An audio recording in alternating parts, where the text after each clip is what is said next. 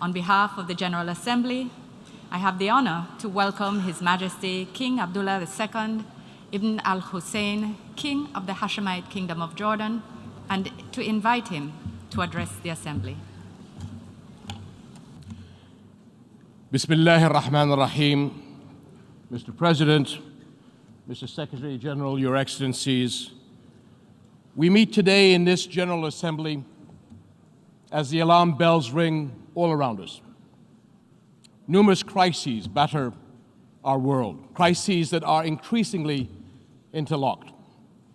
Regional conflicts with international impact, devastating climate change, pandemic disruptions, extremist violence, spiraling inflation, looming recession, and for all too many around the world, the growing reality of hunger.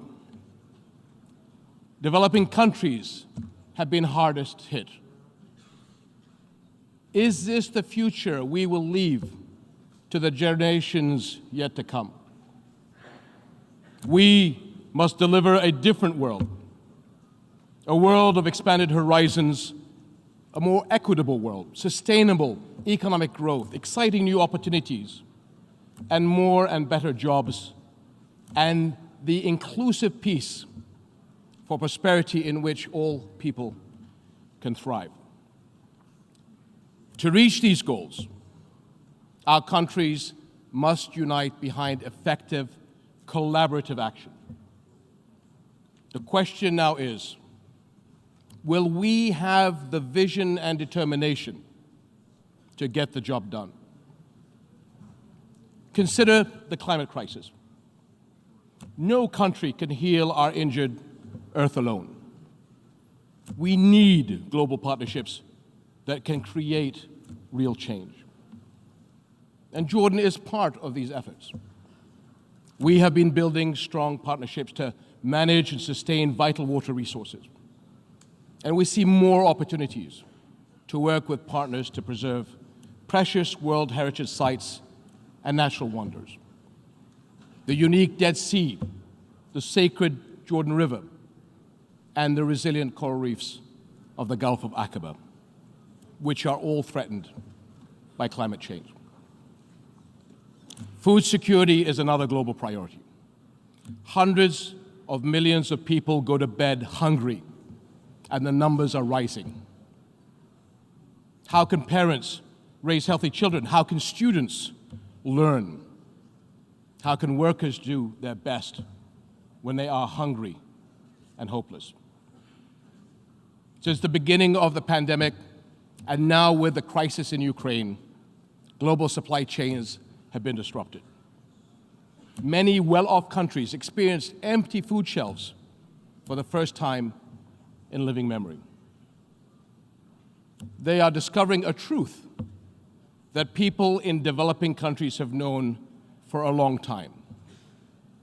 For countries to thrive, affordable food must get to every family's table. On a global level, this demands collective measures to ensure fair access to affordable food and speed the movement of staples to countries in need. My friends, sustainable, inclusive economic growth has too often been a victim of global crises.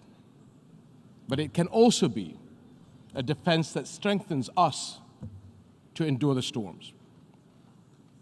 In my region, we are looking to build integrated partnerships that tap the capabilities and resources of each of our countries for the benefit of all. We see regional resilience pacts coming together to stimulate fresh opportunities and growth. Jordan has established multilateral partnerships with Egypt, Iraq, the UAE, Saudi Arabia, Bahrain, and others in the region to capitalize on these opportunities. Our country is a bridge for regional partnerships and cooperation, international crisis response, and humanitarian action. Jordan has always been a source of regional stability, as well as a refuge for those in need. In this context, let me say a word about refugees and the communities which host them. In 2012, I came before the 67th General Assembly and spoke for the first time about the Syrian refugee flow and its pressure on Jordan's scarce resources. At that point, 200,000 Syrians had sought refuge in our small country. Today, 10 years later, we host more than 1.3 million. Meeting the needs of these and other refugees is an international responsibility, and host countries look to the international community to honor its commitments. My friends, for decades, the Middle East has been synonymous with conflict and crisis. But we are hopeful that a newfound spirit of collaboration can and make our region an exemplar of resilience and integration. Though politics may sometimes fail our world, one absolute remains: always put people first. To keep hope alive for all peoples means rising above politics to ensure every individual's prosperity. Such efforts will be fruitless if they are exclusionary. Inclusion of the Palestinian people in regional economic projects should be an integral part of our efforts. In the Palestinian-Israeli conflict, peace continues to be elusive. Neither war nor diplomacy has held the answer to this historic tragedy. It is the people themselves, not politics and politicians, who will have to come together and push their leaders to resolve this. What would our world look like now if the conflict had been settled long ago? If walls had never gone up and people had been allowed to build bridges of cooperation instead? What if extremists had never been able to exploit the injustices of occupation? How many generations of youth could have grown up in the optimism of peace and progress? As we continue our efforts to achieve peace, we must not abandon refugees. This year, the General Assembly will vote on renewing UNRWA's mandate. The international community should send a strong message of support for the rights of Palestinian refugees, ensuring that Palestinian refugee children have schools to go to and access to appropriate medical care. My dear friends, a founding UN principle is the right to self-determination for all peoples. The Palestinian people, with their resilient national identity, cannot be denied this right.